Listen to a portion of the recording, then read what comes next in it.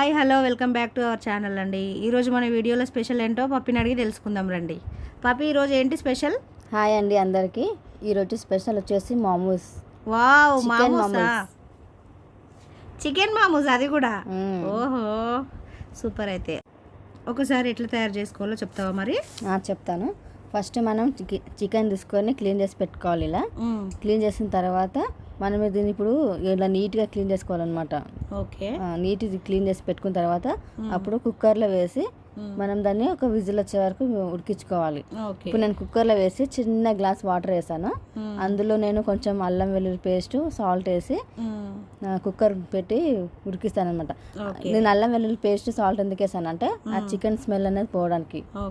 ఇప్పుడు మనం ఉడికిన తర్వాత ఇలా ఉంటుంది అనమాట. చికెన్ ఇలా వస్తుంది. దీన్ని మళ్ళీ మనం ఇప్పుడు స్ట్రెయిన్ చేసేసుకొని చల్లార్చుకోవాలి కడిగి.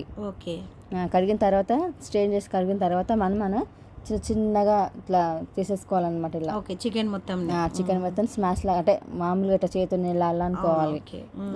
చేసుకున్న తర్వాత నీట్గా ఇలా చేసేసుకున్న తర్వాత అందులో మనం ఇప్పుడు అన్ని స్పైసెస్ యాడ్ చేయాలి. ఫస్ట్ నేను కారం వేస్తున్నాను. 1 స్పూన్ కారం, 1 స్పూన్ ఉప్పు, గరం మసాలా, ఉప్పు అయితే మనకు తగినంత, పసుపు వేసుకొని కలుపుకోవాలి. ఇప్పుడు మిరియాల పొడి వేసుకొని కలిపి మంచిగా దాన్ని అంతా మసాలా అంతా చికెన్కి పట్టేలా కొంచెం నిమ్మకాయ వేసుకొని అన్నీ మంచిగా మిక్స్ అయ్యేటట్టు కలుపుకోవాలన్నమాట మొత్తం చికెన్కి అంతా. అది ఏంటంటే స్టఫ్ కదా, ఇది ఎంత మనం మసాలా కలిసేలా కలుపుకుంటామో అంత ప్రాసెస్ అంతా ఇందులో ఉంటుంది మనకి మోమోస్కి టేస్ట్. సో ఇదే పర్ఫెక్ట్ ఉండేటట్టు చూసుకోవాలి. మళ్ళీ ఇప్పుడు నేను అల్లం వెల్లుల్లి పేస్ట్ కొంచెము ధనియా పొడి వేసాను అనమాట. వేసి కలిపి ఇప్పుడు మనం దాంట్లో చీజ్ని గ్రీట్ చేస్తున్నా.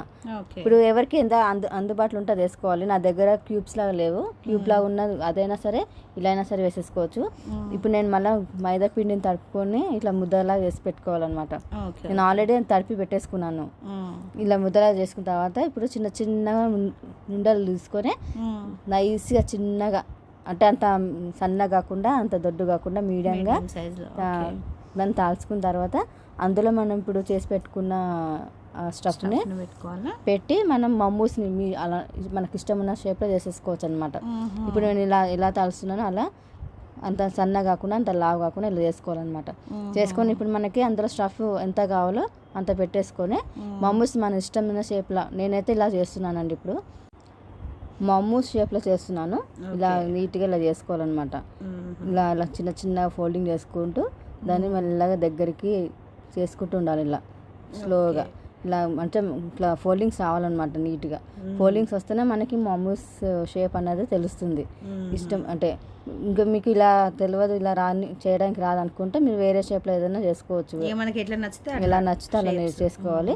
ఇది మనం ఇప్పుడు పిండితో చేస్తాం కదా, పిండితో చేయొచ్చు. కొంచెం ఆయిల్ అప్లై చేసి కూడా మనం ఇట్లా చేసుకోవచ్చు అనమాట.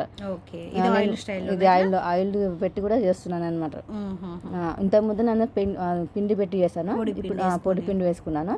కొంతమంది పొడి పిండి ఇష్టపడరు. ఇప్పుడు నేను కొంచెం మంది ఏమంటారంటే ఆయిల్ కూడా అప్లై చేసుకుంటే రాదా డౌట్స్ ఉంటాయి కదా. ఇప్పుడు ఇలా కూడా నేను చేసి చూపిస్తున్నాను అనమాట. ఇప్పుడు కూడా నేను అలాగే చేస్తున్నాను. నీట్గా స్టెప్ బై స్టెప్ ఇట్లా తీసుకోవాలి. తీసుకొని దగ్గరికి మంచిగా నీట్గా ఇలా ఫోల్డింగ్ చేసుకుంటూ దాన్ని దగ్గరికి ప్రెస్ చేసి మోమోస్లా చేయాలన్నమాట.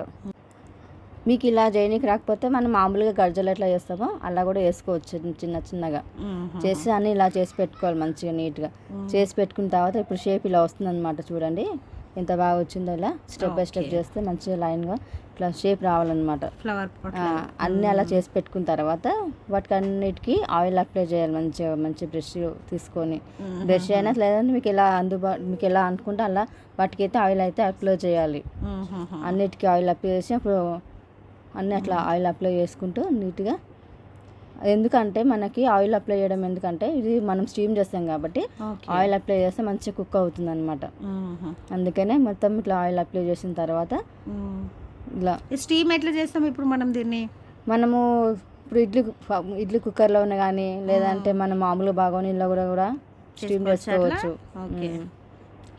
బాగుంటుంది ఇట్లా స్టీమ్ చేసుకుంటే. కొంతమంది డీప్ ఫ్రైకి ఇష్టపడతారు. డీప్ ఫ్రై కూడా చేసుకోవచ్చు కావాలంటే. ఇట్లా స్టీమ్ చేసుకుంటే హెల్త్ పరంగా కూడా మంచిగా బాగుంటుంది. ఇప్పుడు అన్నిటికీ మనము ఇడ్లీ పాత్రకి అన్నిటికీ ఇట్లా ఆయిల్ అప్లై చేసుకొని ఇప్పుడు మనం ముందుగా ఒక ఇడ్లీ పాత్రలో మనకి ఒక గ్లాస్ వాటర్ పోసాను అనమాట. పోసి నేను ఏంటంటే కొంచెం హీట్ చేస్తున్నా.